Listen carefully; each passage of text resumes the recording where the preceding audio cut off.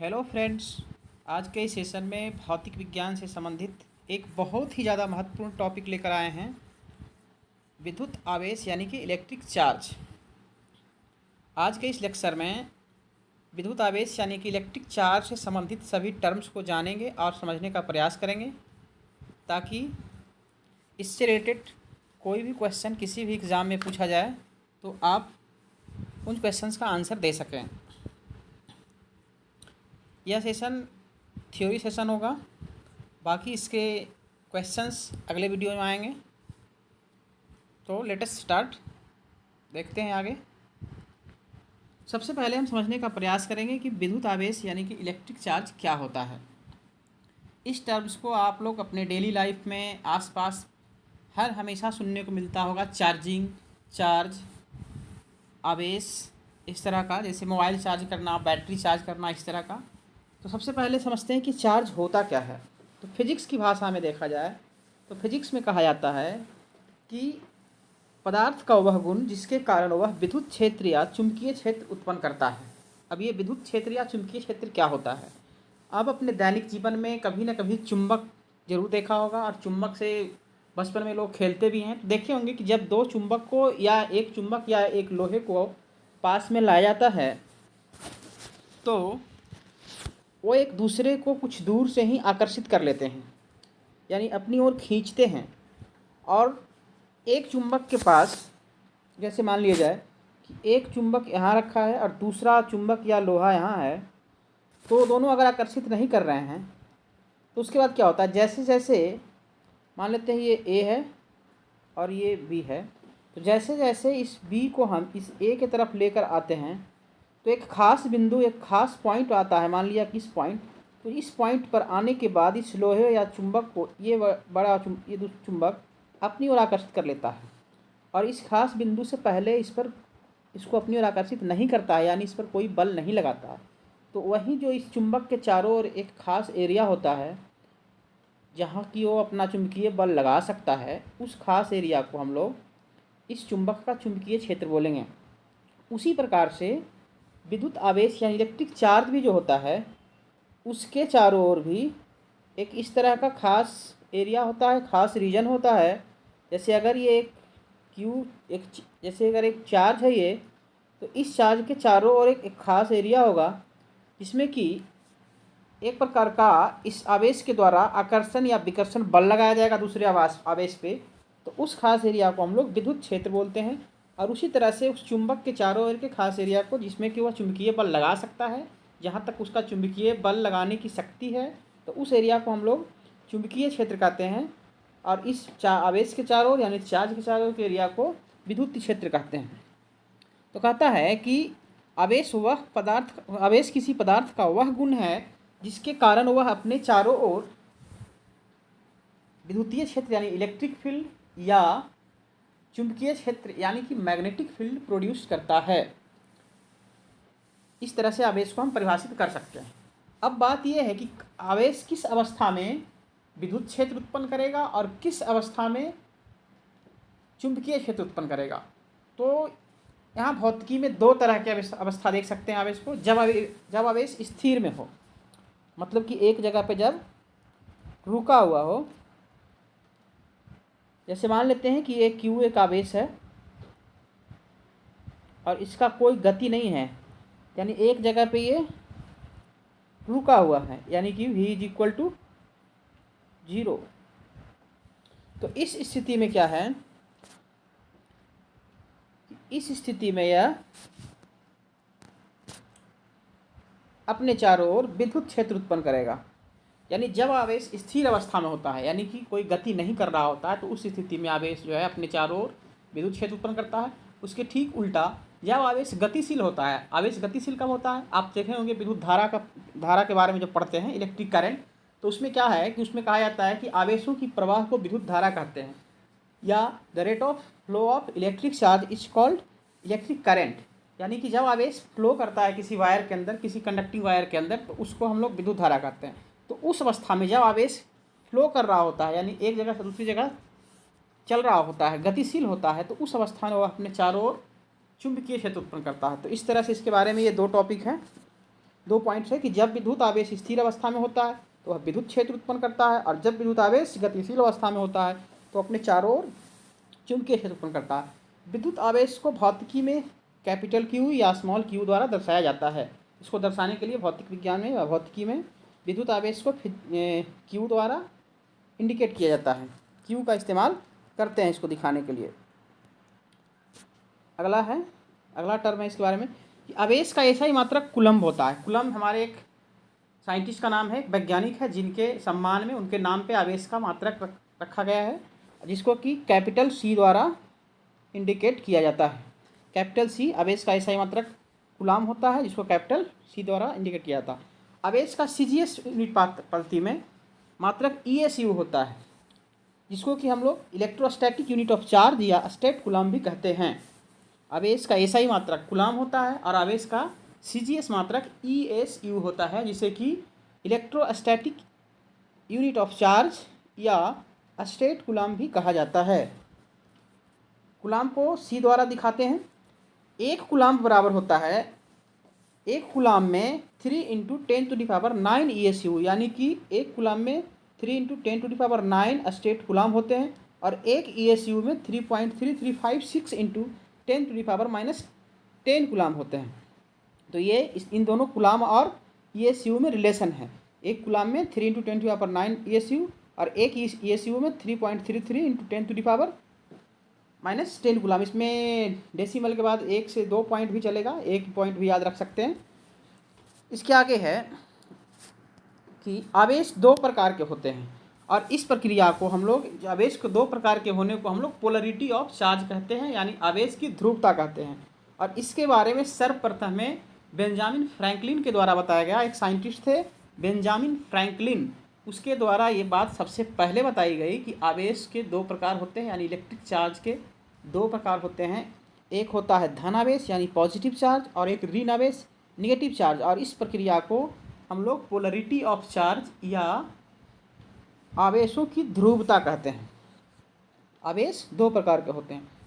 अगला है कि किसको हम लोग बोलेंगे पॉजिटिव चार्ज और किसको निगेटिव चार्ज। तो कहा जाता है कि प्रोटॉन पर उपस्थित आवेश को धन आवेश कहा जाता है, जिसे प्लस चिन्ह द्वारा दर्शाया जाता है, और इलेक्ट्रॉन पर उपस्थित आवेश को ऋण आवेश कहा जाता है, जिसे माइनस चिन्ह द्वारा दर्शाया जाता है। अब ये प्रोटॉन इलेक्ट्रॉन कहाँ से आ गया, तो आप कहा जाता है कि कोई भी पदार्थ हमारे पास जो उपस्थित है वो सभी पदार्थ अत्यंत सूक्ष्म कणों से मिलकर बने होते हैं, जिसको हम लोग अणु कहते हैं।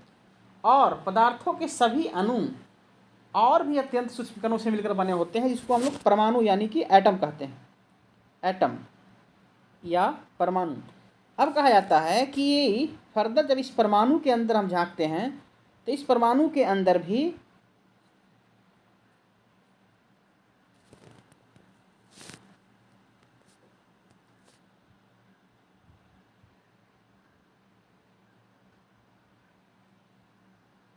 भी 3 मूलतः कण होते हैं, और वो तीनों कण होते हैं जिसका नाम है इलेक्ट्रॉन, प्रोटॉन और न्यूट्रॉन। प्रोटॉन और न्यूट्रॉन जो होता है, प्रोटॉन और न्यूट्रॉन यानी P+N, वो जो है परमाणु के कक्षा में यानी न्यूक्लियस में होता है, और इलेक्ट्रॉन जो है उसके चारों ओर प्रोटॉन और न्यूट्रॉन जो होता है परमाणु के न्यूक्लियस में यानी कि नाभिक में होता है, और इलेक्ट्रॉन जो होता है उस नाभिक के चारों ओर विभिन्न कक्षाओं में चक्कर काटते रहते हैं। तो यहाँ पर प्रोटॉन और न्यूट्रॉन है और इलेक्ट्रॉन है, 3 मूल कण हैं परमाणु के। तो इन तीनों कणों में जो आवेश यानी जो चार्ज प्रोटॉन पे उपस्थित होता है उसको हम लोग धनावेश कहते हैं, और जो चार्ज इस इलेक्ट्रॉन पे उपस्थित होता है उसको हम लोग ऋण आवेश कहते हैं। इसको माइनस चार्ज द्वारा दिखाया जाता है। और न्यूट्रॉन पर कोई आवेश नहीं होता है। न्यूट्रॉन जो होता है इलेक्ट्रिकली न्यूट्रल होता है, यानी विद्युत उदासीन होता है, उस पर कोई आवेश नहीं होता। कहा जाता है कि एक प्रोटॉन पर आवेश जो होता है वह 1.6 × 10⁻⁻19 कूलम्ब होता है। ये याद रखने की बात है, ये बहुत सारे परीक्षाओं में पहले पूछा गया है और आगे भी पूछे जाने की संभावना है कि एक प्रोटॉन पर या एक कितना आवेश होता है। तो एक प्रोटॉन पर 1.6 × 10⁻⁻19 कूलम्ब आवेश होता है, जिसे +1 कूलम्ब लिखा जाता है ऐसे यूनिट मात्रा में। और ये मैं पहले बता चुका हूँ आपको कि ये बात सबसे पहले बेंजामिन फ्रैंकलिन ने बताया था कि आवेश जो है दो प्रकार का होता है, एक पॉजिटिव और एक निगेटिव, जिसे कि हम लोग पोलरिटी ऑफ चार्ज भी कहते हैं। एक इलेक्ट्रॉन पे भी आवेश की उतनी ही मात्रा होती है, लेकिन उसका आवेश का मात्रा जो होता है इसके अपोजिट साइन वाला होता है, यानी कि निगेटिव होता है, यानी कि माइनस में उसको लिखते हैं, यानी कि -1.6 इंटू 10⁻⁻19 कूलम। यानी कि इस बात से यह भी स्पष्ट होता है कि किसी परमाणु के अंदर उपस्थित प्रोटॉन और इलेक्ट्रॉन जो होता है उसकी संख्या बराबर होती है, और उसकी संख्या बराबर होने के कारण दोनों पर चूंकि आवेश का मात्रा समान होता है परंतु साइन अपोजिट होता है, जिसके कारण उस पर नेट कोई आवेश नहीं होता है और वह विद्युतः उदासीन होता है, इलेक्ट्रिकल न्यूट्रल होता है इलेक्ट्रिकली।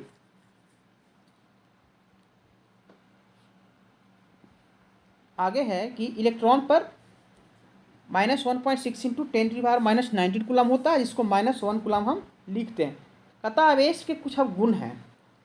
आवेशों के गुण को हम समझेंगे। पहला गुण है एडिटिव प्रॉपर्टी। एडिटिव प्रॉपर्टी कहने का मतलब है कि आवेशों को जोड़ा घटाया जा सकता है। यानी कि मान लिया जाए कि हम लेते हैं कि ये जैसे कि किसी परमाणु के अंदर 10 इलेक्ट्रॉन हैं और 10 ही प्रोटॉन हैं, तो इसको ऐसा हम मान के चलेंगे कि इसके पास 10 निगेटिव चार्ज है, यानी कि -10, और 10 ही क्या है, पॉजिटिव चार्ज है, यानी कि +10। तो ये दोनों को हम जोड़ते हैं तो ये दोनों क्या हो जाता है, 0। इस बात से ये भी साबित हो गया यहाँ कि कोई भी परमाणु जो है विद्युतः उदासीन यानी इलेक्ट्रिकली न्यूट्रल क्यों होता है। तो ये चार्ज का आवेश का प्रॉपर्टी है कि आवेशों को हम लोग जोड़ घटा सकते हैं, यानी एडिटिव होता है। अगला है जो कि महत्वपूर्ण है, वो है कि दूसरा गुण है इसका कि क्वांटाइजेशन ऑफ चार्ज, यानी चार्ज को हम लोग काउंट कर सकते हैं, इलेक्ट्रॉन को काउंट किया जा सकता है। और इसका फॉर्मूला होता है Q = N × E, जहाँ Q है किसी निकाय का यानी किसी सिस्टम का कुल आवेश, यानी किसी सिस्टम पर कितना कुल आवेश है, और N जो है उस सिस्टम में उपस्थित इलेक्ट्रॉनों की कुल संख्या है, और E जो है एक इलेक्ट्रॉन का आवेश है। Q = N × E। तो इसका क्या है, कहा जाता है कि इससे हम ये निकाल सकते हैं कि एक इलेक्ट्रॉन पर एक कूलम आवेश में इलेक्ट्रॉनों की संख्या कितनी होती है। तो इस फॉर्मूला का यूज हम कर सकते हैं इस प्रकार। इस फॉर्मूला होता है क्या, Q = N × E। तो यहाँ से हम N निकाल सकते हैं, कैसे, तो 1 कूलम होगा, मान लिया 1 कूलम में निकालना है तो 1 कूलम ऊपर लिखेंगे और नीचे E लिखेंगे। तो और E में कितना होता है कूलम, 1.9 × 10⁻⁻19 कूलम होता है। और इसको जब हम ऊपर ले जाके इसको हम डेसिमल हटा करके जब इसको डिवाइड करेंगे तो डिवाइड करने के बाद ये नंबर निकल के आएगा 6.25 × 10⁻18, यानी कि एक कूलम आवेश में इलेक्ट्रॉनों की कुल संख्या जो होती है ये 6.25 × 10⁻18 होता है। ये भी सवाल बहुत ही इंपॉर्टेंट है और बहुत सारे एग्जाम्स में ये पूछे गए हैं कि ये बताइए कि एक कूलम आवेश में इलेक्ट्रॉनों की संख्या कितनी होती है। तो इसको निकालने के लिए हम इस फॉर्मूले का प्रयोग करते हैं, Q = N × E, जहाँ Q किसी सिस्टम का निकाय का कुल आवेश है और N उसमें उपस्थित इलेक्ट्रॉनों की कुल संख्या तथा E जो है एक इलेक्ट्रॉन का आवेश है। इसके बाद आगे देखते हैं, कहता है अगला जो प्रॉपर्टी है आवेश का वो होता है conservation of charge. Conservation of charge का मतलब समझते हैं। कहता है कंजर्वेशन ऑफ चार्ज यानी कि आवेश का संरक्षण। आवेश संरक्षण का सिद्धांत कहता है कि total charge of this universe remains constant. इस ब्रह्मांड का कुल आवेश संरक्षित रहता है। यानी कहने का मतलब है, दूसरे वर्ड में इसको कह सकते हैं कि charges neither be created nor be destroyed. आवेश को ना तो उत्पन्न किया जा सकता है और न ही विनाश। जिस प्रकार से आप और भी बहुत तरह के संरक्षण के सिद्धांत पढ़े होंगे, जैसे एनर्जी कंजर्वेशन पढ़े होंगे, मास कंजर्वेशन पढ़े होंगे कि energy neither be created nor be destroyed, यानी ऊर्जा को ना तो उत्पन्न किया जा सकता है और ना ही समाप्त किया जा सकता है, सिर्फ एक फॉर्म से दूसरे फॉर्म में यानी एक रूप से दूसरे रूप में ट्रांसफ़र किया जा सकता है। जैसे कि हम लोग मैकेनिकल एनर्जी को कन्वर्ट कर सकते हैं इलेक्ट्रिकल एनर्जी में, इलेक्ट्रिकल को लाइट एनर्जी में, लाइट एनर्जी को और ही लाइट देने हीट एनर्जी में कन्वर्ट होता है। तो इस तरह से उसी मतलब संरक्षण सिद्धांत के हिसाब अनुसार यह भी होता है कि आवेश भी संरक्षित होते हैं, यानी आवेश का भी संरक्षण होता है। यानी कि आवेश को भी हम लोग ना तो उत्पन्न कर सकते हैं और ना ही उसका विनाश कर सकते हैं। और इस ब्रह्मांड का जो कुल आवेश है हमेशा संरक्षित है, ना घटता है ना बढ़ता है। तो ये आवेश संरक्षण का सिद्धांत है। अगला है कहता आवेशों के प्रवाह की दर को हम लोग विद्युत धारा कहते हैं। प्रवाह की दर को मतलब मान लेते हैं कि एक चालक है यानी कंडक्टर, जिससे कंडक्टर किसको कहते हैं, कंडक्टर वैसा मटेरियल वैसा पदार्थ जिससे होकर विद्युत धारा आसानी से पास कर सकते, उसको हम लोग कंडक्टर यानी कि चालक कहते हैं। जैसे कि तांबा, चांदी सबसे अच्छा चालक है जिसको सुचालक भी कहा जाता है या चालक भी कहते हैं। तो चांदी, उसके बाद कॉपर, एल्युमिनियम, ये सब चालक है। मरकरी, उसके बाद फिर कुछ ये द्रव होता है जैसे कि नमक का घोल, ये सब क्या है, विद्युत का चालक है। तो कहता है कि जब किसी चालक में आवेशों का प्रवाह होता है तो आवेशों के प्रवाह की दर को हम लोग विद्युत धारा कहते हैं। ये विद्युत धारा अलग टॉपिक है, इसके बारे में डिस्कशन हम किसी और लेक्चर में करेंगे।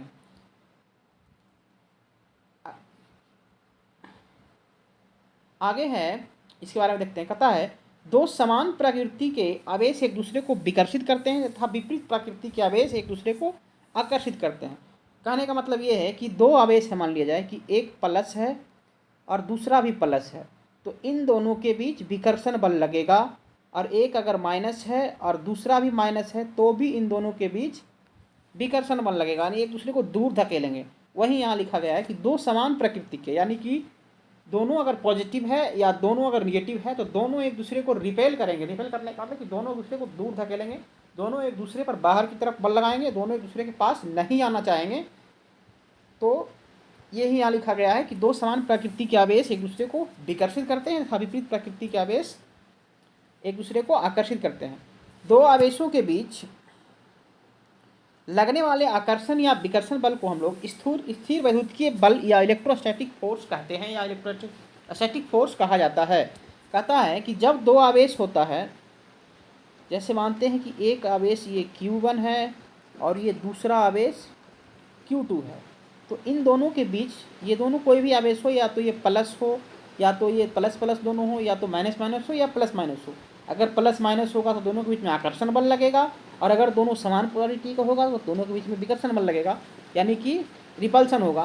तो जो भी हो, आकर्षण हो या रिपल्सन हो, दोनों प्रकार के बल जो इसके बीच में लगते हैं उस बल को हम लोग इलेक्ट्रोस्टैटिक फोर्स या स्थिर वैद्युतीय बल कहते हैं। और कहा जाता है कि इन दोनों आवेशों के बीच, मान लेते हैं कि इन दोनों आवेश के बीच का दूरी कुछ है r डिस्टेंस पे, ये दोनों एक दूसरे से सेपरेट हैं, तो कहा जाता है कि दो आवेशों के बीच के लगने वाले आकर्षण या विकर्षण बल को निकालने का भी एक तरीका है। इसके लिए कूलाम साहब ने एक नियम बताया था, और उस नियम को हम लोग कहते हैं कूलाम का नियम, यानी कूलाम्स लॉ। तो देखते हैं कूलाम्स लॉ क्या होता है। कूलाम का नियम कहा जाता है कि दो आवेशों के बीच लगने वाला बल आवेशों के गुणनफल के समानुपाती होता है तथा उनके बीच की दूरी के वर्ग के व्युत्क्रमानुपाती होता है। ये कूलाम का नियम है।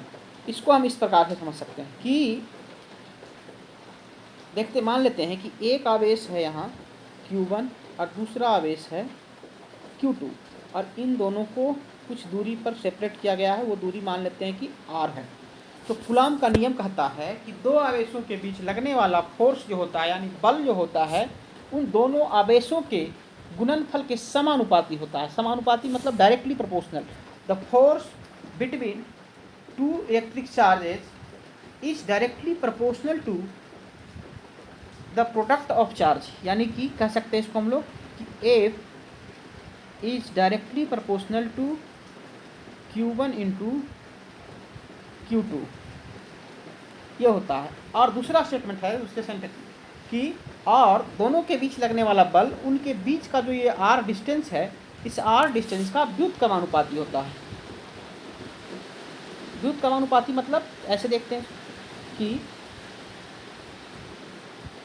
F is inversely proportional to 1/r², इसके वर्ग का, इसके दोनों के बीच के ये जो r दूरी है, अगर ये Q1 चार्ज है, ये Q2 चार्ज है, ये दोनों के बीच का दूरी r है, तो इन दोनों के बीच लगने वाला बल जो है कूलाम के नियम के अनुसार, वो दोनों के बीच लगने वाला बल इन दोनों आवेश के गुणनफल यानी Q1 इंटू Q2 के समानुपाती होगा, और इनके बीच की दूरी यानी कि r के वर्ग यानी कि r² के व्युत्क्रमानुपाती होगा। तो इस तरह से इसका हम फार्मूला निकाल सकते हैं कि F यानी दोनों के बीच लगने वाला बल इज इक्वल टू होता है के Q1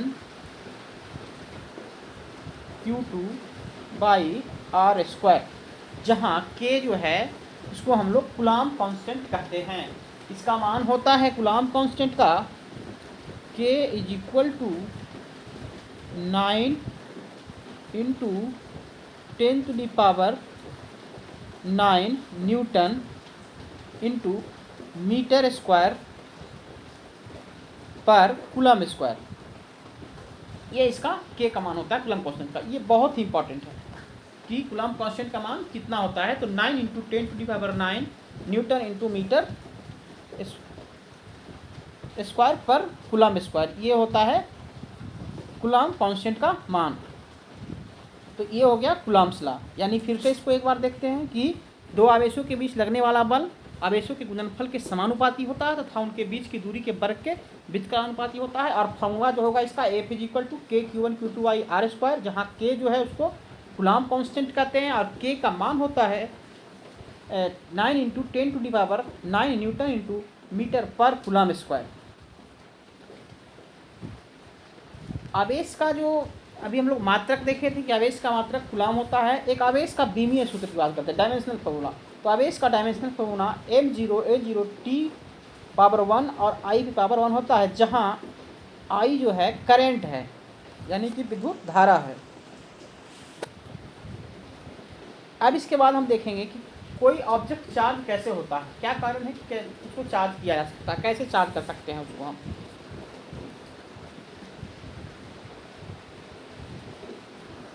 मेथड्स ऑफ चार्जिंग। तो देखिए किसी ऑब्जेक्ट को आवेशित करने के कुछ तरीके हैं कि कैसे उसको हम आवेशित कर सकते हैं यानी चार्ज कर सकते हैं। तो सबसे एक सिंपल और साधारण और ट्रेडिशनल तरीका है उसको चार्ज करने का कि आपस में रगड़ कर यानी कि फ्रिक्शन के द्वारा। आप बचपन में देखे होंगे कि जब हम छोटे थे तो स्कूलों में एक खेल खेलते थे कि जो हमारे पास प्लास्टिक का जो पेन होता था उस पेन को अपने बाल में रगड़ते थे और बाल में रगड़ने के बाद जब उसको हम लोग छोटे छोटे धूल कण या फिर कागज़ के टुकड़े के पास लेकर जाते थे तो वो कागज़ का टुकड़ा और धूल कण जो है उसको वह पेन अपनी ओर आकर्षित कर लेता था। तो उस समय तो हमें इस बात के बारे में कोई समझ नहीं थी कि ऐसा क्यों होता है। हमारे लिए वो एक मैजिक था। हम समझते थे कि ये तो हम जादू कर रहे हैं, मैजिक कर रहे हैं, हम तो मैजिशियन हैं। लेकिन आज क्या है कि उसका कारण था आवेशित होना यानी आवेश होना। जब हम बाल को प्लास्टिक से रगड़ते थे तो रगड़ने के कारण जो है पेन जो है आवेशित हो जाता था और आवेशित होने के कारण वह जो है अनावेशित वस्तु को पर बल लगाकर अपनी ओर खींचता था। तो आखिर कारण क्या है, रगड़ने पर होता क्या है जिसके कारण कोई वस्तु आवेशित हो जाता है, तो उसको हम लोग समझने का प्रयास करते हैं। तो कहता है कि जब किसी दो वस्तु को आपस में रगड़ा जाता है, एक मान लेते दो वस्तु है, दोनों को जब आपस में रगड़ते हैं तो आपस में रगड़ने के कारण क्या होता है कि उन दोनों वस्तुओं में इलेक्ट्रॉन्स का आदान प्रदान होता है।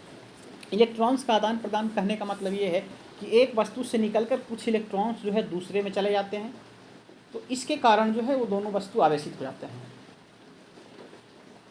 जैसे मान लिया जाए कि पहले से इस वस्तु के पास 10 इलेक्ट्रॉन हैं और इसके पास भी 10 इलेक्ट्रॉन है या 12 इलेक्ट्रॉन है मान लेते हैं।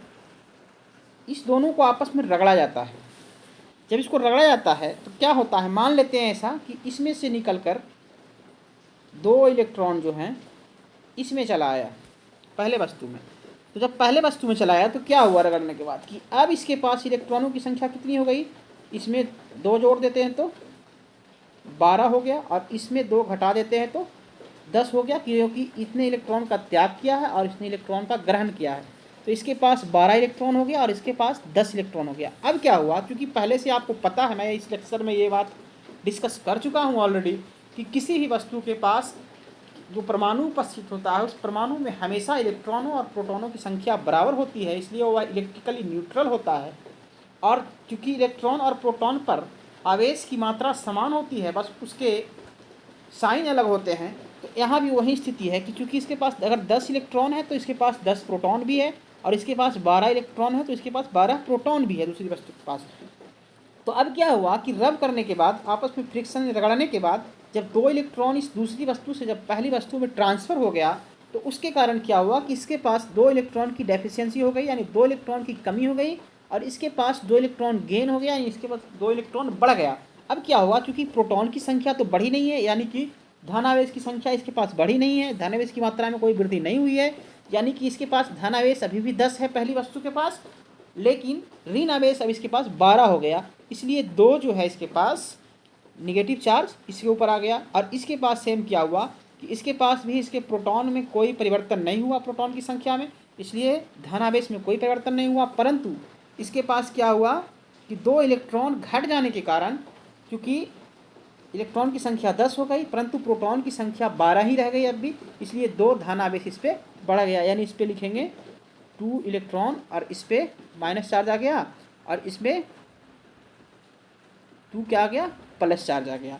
तो इस तरह से दोनों वस्तु जो है आपस में रगड़ने के कारण आवेशित हो गए। फिर से इसको एक बार देखते हैं कि जब 2 वस्तुओं को आपस में रगड़ा जाता है तो उस रगड़ के परिणाम स्वरूप उन दोनों के बीच इलेक्ट्रॉनों का आदान प्रदान होता है, यानी कि एक वस्तु इलेक्ट्रॉन का त्याग करता है और दूसरी वस्तु इलेक्ट्रॉन का ग्रहण करता है। इस इलेक्ट्रॉनों के त्याग और ग्रहण की प्रक्रिया में जो वस्तु इलेक्ट्रॉन का त्याग करता है उसके पास इलेक्ट्रॉन की कमी हो जाती है तथा प्रोटॉन यानी धनावेश की वृद्धि हो जाती है, और इस तरह से वह वस्तु धनावेशित हो जाता है। और जो वस्तु इलेक्ट्रॉन ग्रहण करता है उसके पास इलेक्ट्रॉन की संख्या में वृद्धि हो जाती है, जिसके कारण वह वस्तु ऋणावेशित हो जाता है। तो ये रगड़कर हम वस्तुओं को आपस में चार्ज कर सकते हैं। अगला तरीका है वस्तुओं को आवेशित करने का, उसको बोलते हैं हम लोग चालन यानी कि कंडक्शन।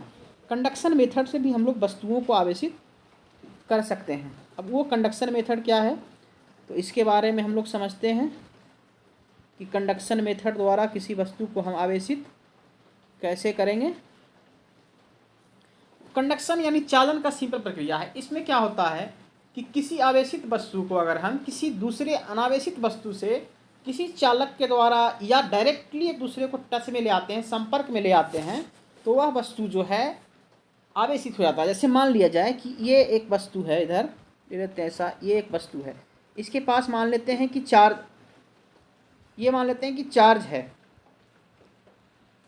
इसके पास चार्ज है ये, और दूसरा वस्तु है इसके पास कोई आवेश नहीं है, कोई चार्ज नहीं है। तो इसमें हम क्या कर सकते हैं कि एक चालक के द्वारा इसको एक दोनों को जोड़ देते हैं एक तार के द्वारा। अब क्या होगा कि जो चार्ज वस्तु है, ये पहला वाला और ये दूसरा वाला, तो इस चार्ज वस्तु से चार्ज जो है निकल के इलेक्ट्रॉन इसमें तब तक जाते रहेंगे जब तक कि दोनों में इलेक्ट्रॉनों की संख्या बराबर नहीं हो जाती है। यानी कि मान लेते हैं कि इसमें पहले से 10 इलेक्ट्रॉन थे और इसमें 20 इलेक्ट्रॉन थे, ठीक। तो जैसे ही हम इन दोनों को या तो सीधा संपर्क में लाते हैं या तो किसी चालक द्वारा संपर्क में लाते हैं, तो इसमें से इस पहले वस्तु से इस दूसरे वस्तु की ओर, यानी कि 20 इलेक्ट्रॉन वाले में से 10 इलेक्ट्रॉन वाले में इलेक्ट्रॉनों का प्रवाह होता है, और तब तक होता रहता है जब तक इलेक्ट्रॉनों की संख्या दोनों में बराबर नहीं हो जाती। यानी इसमें से 5 इलेक्ट्रॉन जब इसमें जाएंगे, 5 इलेक्ट्रॉन, तो इसमें 15 हो जाएगा और इसमें भी 15 रह जाएगा, क्योंकि इसमें 20 था। अब इस तरह से दोनों बराबर हो गया। अब दोनों जब इलेक्ट्रॉन न्यूट्रल हो गया, तब इसको हम यहाँ से क्या करते हैं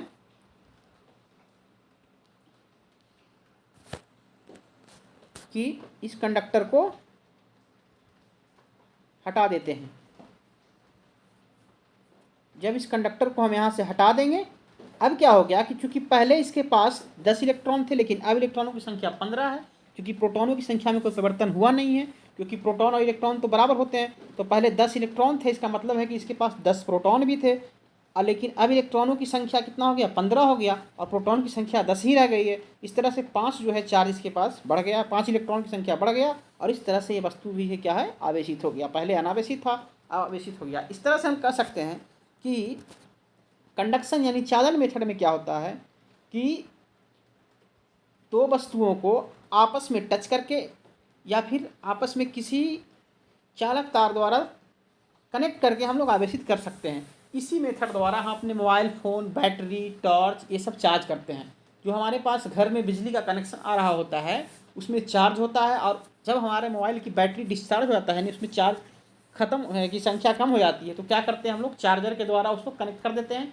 और चूँकि वो उसमें चार्ज ऑब्जेक्ट है, तो चार्ज है वो, तो चार्ज से वो इलेक्ट्रॉन है जो हमारे मोबाइल बैटरी की ओर फ्लो होता है, और तब तक फ्लो होता रहता है जब दोनों में आवेश की मात्रा समान ना हो जाती है। और जैसे ही आवेश की मात्रा समान होती है हमारे को इंडिकेशन मिलता है your battery is fully charge, फिर हम उसको कनेक्शन को हटा देते हैं और इस तरह से हमारा बैटरी चार्ज हो जाता है। तो ये हुआ कंडक्शन। अब है जब दो, इसमें देखते हैं कि जब दो वस्तुओं को आपस में रगड़ा जाता है तो उनके बीच इलेक्ट्रॉनों का आदान प्रदान होता है, जिसके कारण दोनों वस्तु आवेशित हो जाते हैं। जो वस्तु इलेक्ट्रॉनों का त्याग करता है वह धन आवेशित, और जो वस्तु इलेक्ट्रॉनों को ग्रहण करेगा वो ऋण आवेशित। ये बहुत ही इंपॉर्टेंट पॉइंट है याद रखने की। जो वस्तु इलेक्ट्रॉन ग्रहण करेगा वो ऋण आवेशित, और जो त्याग करेगा वो धन आवेशित होगा। अगला स्लाइड में क्या है देखते हैं। तथा चालन द्वारा आवेशित करते समय दोनों वस्तुओं को आपस में संपर्क में सटाकर रखा जाता है। इसके लिए सीधे दोनों को सटा दिया जाता है या किसी चालक तार द्वारा संपर्क में लाया जाता है। हाँ, अपने दैनिक जीवन में इसके कई उदाहरण देखते हैं, जैसे कि आपको बताया मैंने कि mobile charging, torch charging, battery charging, ये सब जो चार्जिंग का तरीका है वो इसके द्वारा ही चार्जिंग किया जाता है। और बाकी जो चार्जिंग के मेथड है जैसे charging by induction, charging by polarization, ये जनरली इस तरह के कॉम्पिटिटिव एग्जाम्स में सवाल इससे नहीं पूछे जाते हैं। ये जो बच्चे स्कूल 10th या फिर 10th क्लास या 12th क्लास एग्ज़ाम देने वाले हैं उसमें ये सब सवाल पूछे जाते हैं। इसमें इस तरह के सवाल नहीं पूछे जाते इंडक्शन पोलराइजेशन से। तो ये आज का लेक्चर था जिसमें हम लोग चार्ज के बारे में जाने। अब इसमें क्या करते हैं कि फिर से एक बार इसको रिकॉल करते हैं।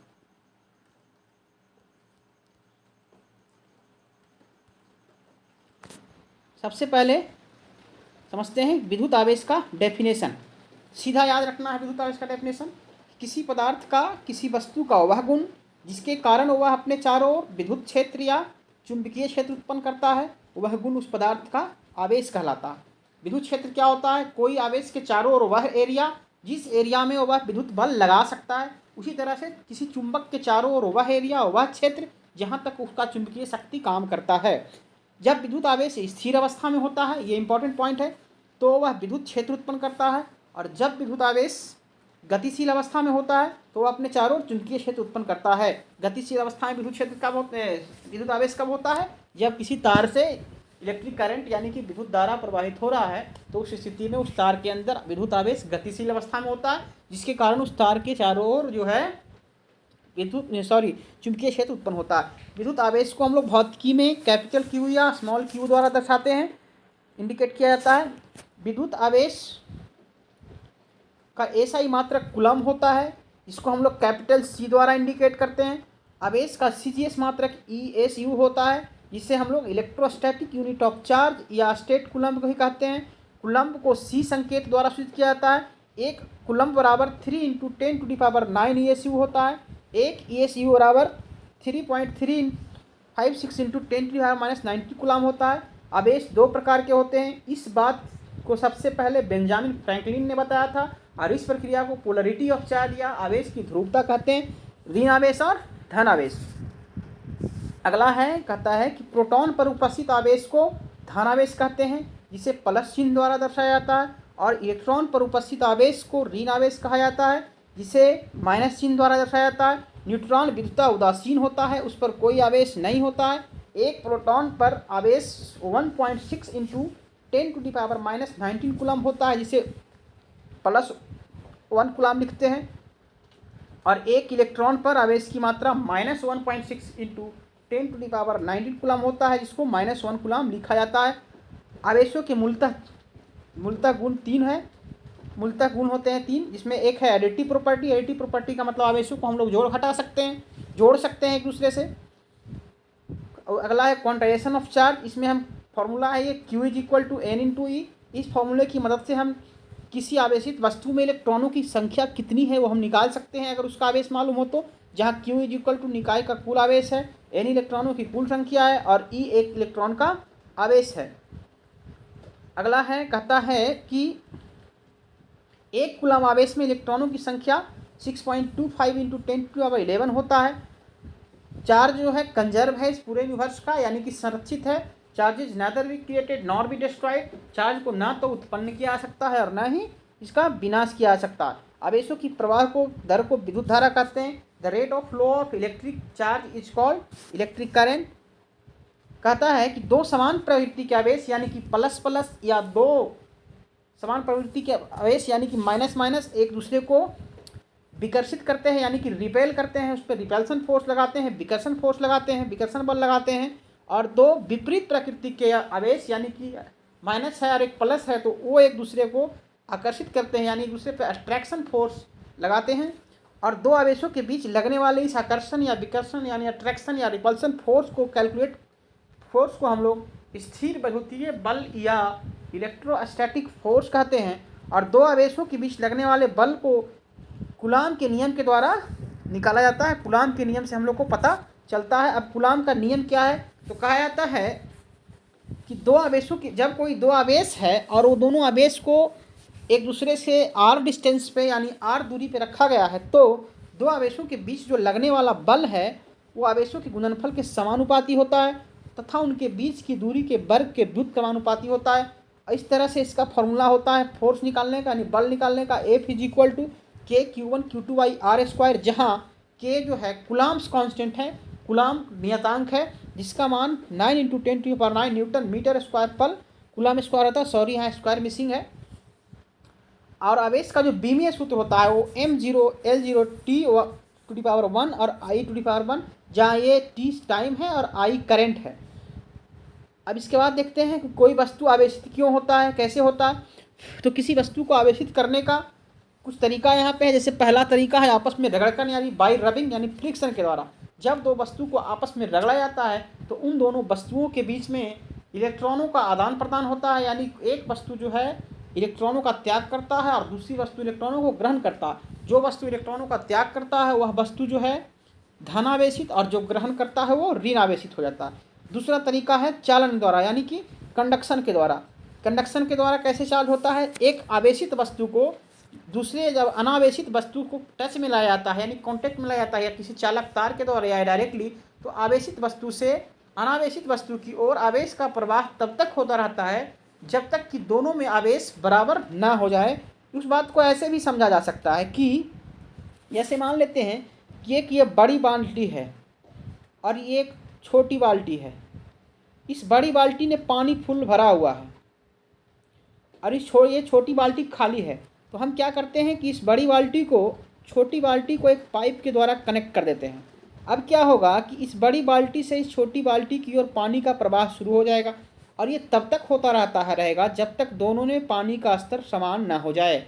अब फिर जब हम इसको हटा लेंगे तो इस तरह से इसमें पहले से पानी नहीं था, फिर इसमें पानी आ गया, तो फिर सेम इस तरह का ही प्रक्रिया, इस तरह का ही मैकेनिज्म जो है चार्जिंग बाई कंडक्शन यानी कि चार्जिंग में होता है कि जब कोई आवेशित वस्तु को किसी अनावेशित वस्तु से संपर्क में लाते हैं तो उससे आवेश का प्रवाह उसकी तरफ तब तक होता रहता है जब तक दोनों में आवेश का प्रमाण बराबर नहीं होता।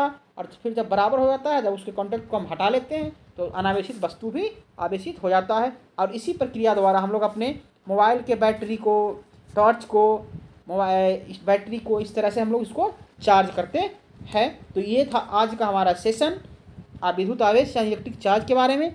आशा करता हूँ आप सभी दर्शकों को ये सेशन पसंद आया होगा। अगर पसंद आया तो हमारे इस सेशन को लाइक करें, शेयर करें और हमारे इस चैनल को सब्सक्राइब करें। थैंक यू, धन्यवाद।